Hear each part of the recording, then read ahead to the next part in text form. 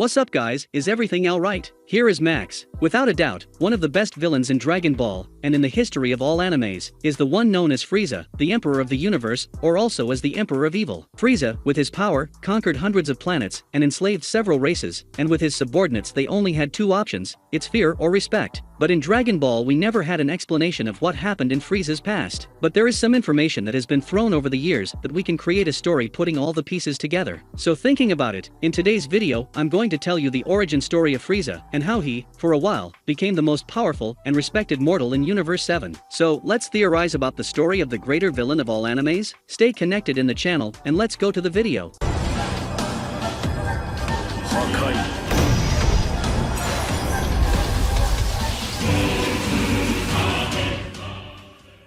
It all started 5 million years ago, on a planet extremely far away in the universe. This planet was completely frozen, because there was no star next to it to give heat. This planet was called Winter, the planet of ice. This planet belonged to a very calm and pure race with low fighting power. And this race was called Winters. They had a society very similar to Earth, where everyone had professions to ensure everyone's survival, but in the midst of this race there was a prophecy, that someday, a monster with an extremely terrible heart would appear and kill everyone without any compassion. The planet was divided into two thoughts, those who believed in this prophecy and those who did not. But most were with those who believed it was just a fairy tale to scare children. They lived their lives with tranquility without any worries, while that minority who believed in the prophecy founded a force, a group, with a power never seen on that planet. And this group was called the Arcosians. And since that race didn't have great fighting power, they was focusing on the power of their weapons, and so they became the strongest army in the planet. And the technology of this group was advancing in an incredible way, and they even created a weapon capable of destroying the entire planet, a weapon called Planet Buster. And after they created this weapon, everything changed. The rest of the world, the majority, started to see them as a danger to society, because they were very dangerous with these weapons they were creating. And after much struggle and protest, the Arcosians ended up being isolated from the world. They were no longer living in society, but they kept working to get stronger and more powerful. Many years later, the technology of the Arcosians allowed them to create a spaceship capable of traveling from one planet to another. When they left the planet to investigate what was beyond the planet Winter, they noticed on the radar that several other planets were being destroyed by a single creature. And fearing that this demon would reach the planet Winter and wipe out their entire race, they decided to confront the demon using their most powerful weapon, the Planet Buster. But when attacking this demon, who was called Majin Buu, by the guy who was on his side, they ended up realizing that demon was immortal, and before the ship was completely destroyed they sent it a message to everyone on their planet. They said that a deadly demon with invincible power was destroying the entire universe, and his name was Majin Buu. And soon after, the spaceship was completely destroyed, and the Arcosians died in a terrible way and disappeared from the map. 5 million years later, on the planet Winter, two people appear who had the same thought as the ancient Arcosian group. These two people were a guy named Cold and a woman named Ice. They were the main responsible for bringing the Arcosian group back to life. In the old days, the Arcosians were just a group that works as a team. No one was superior to anyone, but this time they would have someone to lead, and that was Cold, because he more than anyone feared the prophecy and would do anything for fight against that danger. While Cold led the military, Ice was responsible for convincing the rest of the world that the prophecy was real and that they should prepare for it. She was like a diplomat. She was so good with words that she managed to convince the entire world that the prophecy would indeed come to pass. And a short time later Cold became the new king of the planet, because he was leading everyone. Cold was extremely friendly. He helped everyone with what he could. He motivated everyone by saying that it was not to put their heads down, and that they were the best in the universe. He said all the time that the prophecy was real, and that they should be prepared for when it finally happens. A few years later, Cold announces that he would marry Ice without a doubt.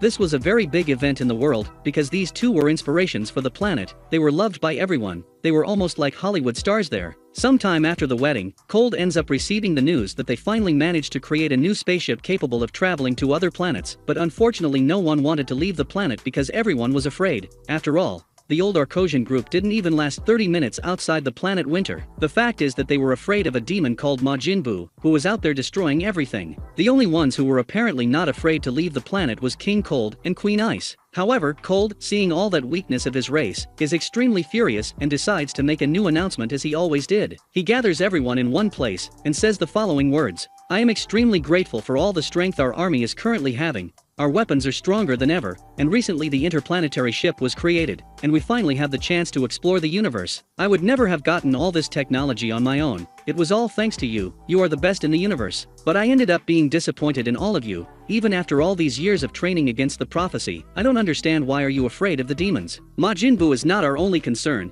You shouldn't be afraid only of the demon that is out there. And then he says the phrase he always used to say in his speeches: "The prophecy is real." But this time, the phrase had even more sense, because Cold, for the first time, completes it by saying, "The prophecy is real, because I am the prophecy." After that, he and Ice showed their power, and unlike the rest of their race, they have an incredible fighting power. They killed everyone in the planet with extreme ease, and after that they sold planet Winter to the richest people from the universe. With the gains, they began the real plan, which was dominate the universe by enslaving all races. This was only possible thanks to the technology developed on the planet Winter, such as the weapons created and the ships that allowed them to travel to other planets. A few years later, the greatest army in the universe was created, Cold's army. Even the Saiyans, a warrior race, was subjugated by Cold's army. A few years later, Ice and Cold's first child is born, and just like their child was born with great fighting power, he was also a mutant of the Winter race. And that's when King Cold saw the perfect opportunity to retire. He would leave his son to take care of everything while he stayed in the good life, doing absolutely nothing. After all, Cold, Frieza, and Ice were the most powerful beings in the entire universe, and there was absolutely no one who could defeat them. At least that's what Cold thought until he met Beerus, the god of destruction. And in that meeting Beerus ended up putting Cold, who thought he was the most powerful of all, in his inferior place. Beerus, after showed to Cold that he wasn't that big,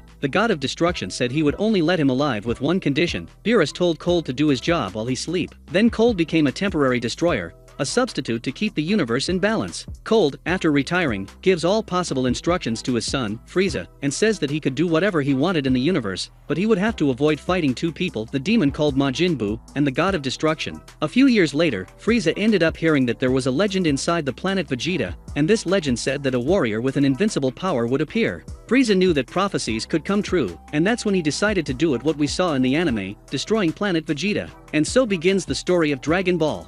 Recalling that the fact that Cold and Frieza are mutants of their race is something official and canonical, they were the only ones of their race that had this great power. I only introduced the information that Frieza had a mother because in the fight against Goku, he said that the only ones who were able to harm his last form were his parents. He says this in the plural, referring to his mother and father. And that's how I created this amazing story for you, putting all the pieces of Dragon Ball together. This story is not official, but it would be a very interesting origin for this tyrant called Frieza.